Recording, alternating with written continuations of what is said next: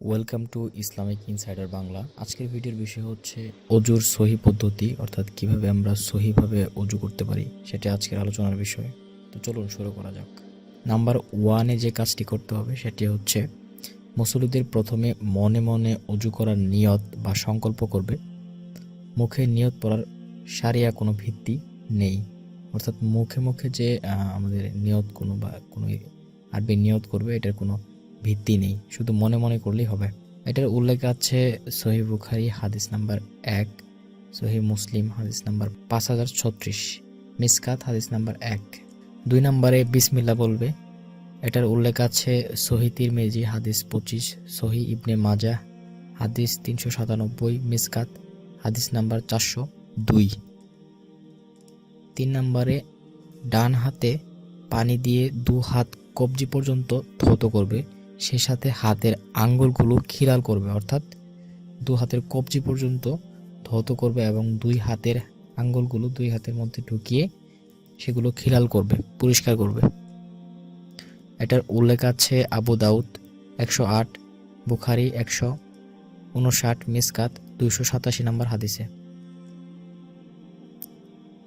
4 নম্বরে ডান হাতে পানি নিয়ে একই সঙ্গে মুখে ও নাকে পানি দিয়ে গড়গড়িয়ে কুলি করতে হবে এবং নাকটা ছাড়তে হবে, অর্থাৎ কুলি করবে এবং নাকে পানি দিয়ে নাক ছাড়বে।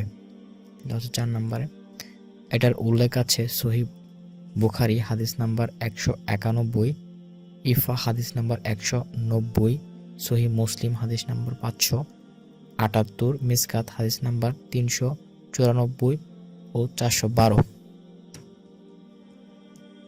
5 নম্বরে হচ্ছে কপালের গোড়া থেকে 2 কানের লতি সহ থুতনির নিচ পর্যন্ত সম্পূর্ণ মুখমণ্ডল ধৌত করবে।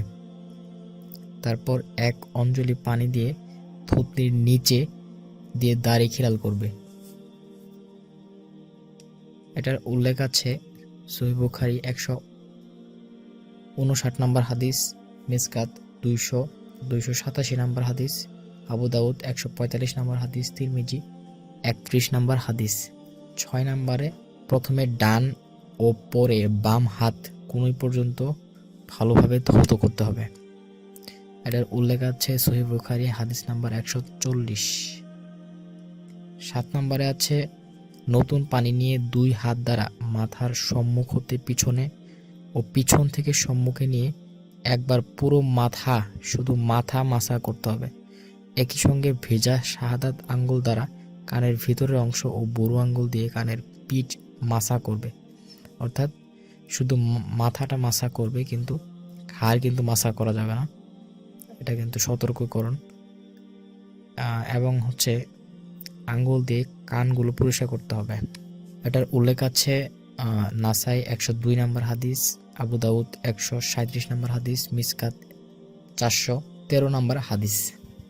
8 নম্বরে আছে ডান ও বাম পায়ের টাকনু সহ ভালোভাবে ধৌত করতে হবে। এ সময় বাম হাতের কনিষ্ঠ আঙ্গুল দ্বারা পায়ের আঙ্গুলসমূহ খিলাল করবে, অর্থাৎ পাকগুলো ভালো করে ধৌত করতে হবে এবং আঙ্গুল দিয়ে সেটা পরিষ্কার করতে হবে। এটার উল্লেখ করা আছে সহিহ বুখারী হাদিস নাম্বার 185, মিসকাত 394, আবু দাউদ 148, তিরমিজি 40, মিসকাত 406 নম্বর হাদিসে। 9 নম্বরে যে জিনিসটা করতে হবে সেটি হচ্ছে ওযু শেষে বাম হাতে কিছু পানি নিয়ে লজ্জা স্থান বরাবর ছিটিয়ে দিতে হবে। এটার উল্লেখ্য যে ওযু করার অঙ্গগুলো 1, 2 ও 3 বার ধোয়া যায়, এর বেশি ধোয়া যাবে না। এটার উল্লেখ করা আছে আবু দাউদ 168 নম্বর হাদিস, মিসকাত 406 নম্বর হাদিস, বুখারী 197 নম্বর, 98 নম্বর, 59 নম্বর হাদিস, মিসকাত 395 নম্বর হাদিস, 96 এবং 97 নম্বর হাদিসে।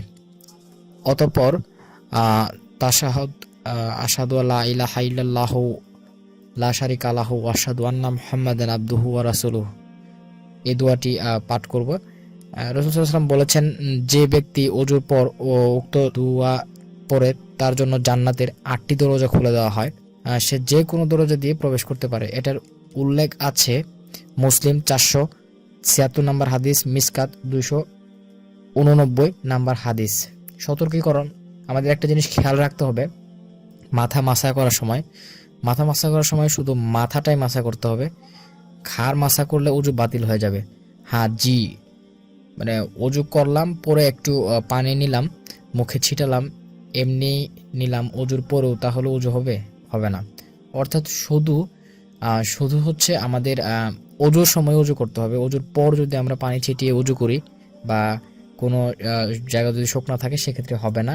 আর আরেকটা জিনিস, সেটা হচ্ছে ঘাড় মাসা করা যাবে না, শুধু মাথাটা মাসা করতে হবে। এটা হচ্ছে সতর্কীকরণ। তো এই ছিল অজুর সহি পদ্ধতি। আমরা এই 10টা স্টেজ আমরা ফলো করব, তাহলে আমাদের অজুগুলা সহি হাদিস সম্মত হবে, একদম সহি হাদিস সম্মত হবে। সবাই ভালো থাকবেন, সুস্থ থাকবেন। আসসালামু আলাইকুম।